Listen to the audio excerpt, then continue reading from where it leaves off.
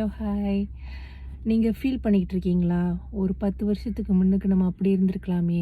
இல்ல ஒரு 5 வருஷத்துக்கு முன்னுக்கு நம்ம இப்படி இருந்திருக்கலாமே! ஏன் நம்மளுக்கு இப்ப தான் அந்த அறிவுக்கண் தொறக்குது? ஏன் இப்ப தான் நம்மளுக்கு இதெல்லாம் வந்து ஞாபகத்துக்கு வருது? அந்த மாரிலாம் ஃபீல் பண்றீங்களா? ஃபீல் பண்ணாதீங்க. ஏன்னா, அ எப்படியும் வந்து கடந்து போன நாட்கள் வந்து திருப்பி வரப்போறதில்ல.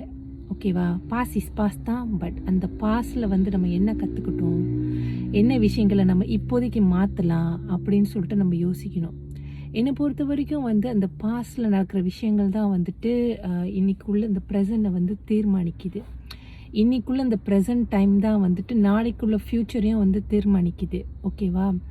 நம்ப எப்பயுமே வந்துட்டு அந்த 10 வருஷம் முடிஞ்சு போச்சு, 5 வருஷம் முடிஞ்சு போச்சு, நம்ம அப்படி இருந்திருக்கலாம், இப்படி இருந்திருக்கலாம் அப்படிலாம் யோசிக்காம, ஏன்னா நான் எப்படி நம்ம அப்படி இருக்க போறது கிடையாது. ஏன்னா அப்போ உள்ள வயசு, அப்போ உள்ள மெச்சூரிட்டி எல்லாமே டிஃப்ரெண்ட்டா இருக்கும். நம்ம லைஃப் வந்து பார்க்குற விதங்கள் வேற மாரி இருந்திருக்கும். நம்மளுக்கு வாழ்க்கையில கிடைக்கிற அனுபவங்கள் வேற மாரி இருந்திருக்கும். ஸோ அத நம்மனால மாத்த போக முடியாது. அதனால நம்ம என்ன பண்ணோம்னா வந்து, அடுத்து வர 5 வருஷமோ, அடுத்து வர 10 வருஷமோ, 20 வருஷமோ எப்படி இருக்கணுங்கிறதுக்கு வந்து, நம்ம இன்னைக்கு வந்து நம்ம தீர்மானிக்கலாம். இப்பொழுது நம்ம வந்து தீர்மானிக்கலாம். இந்த நிமிஷம் வந்து நம்மனால தீர்மானிக்க முடியும்.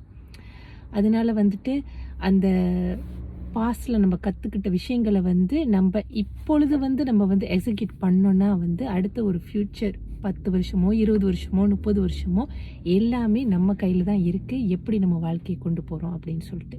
ஓகேயா?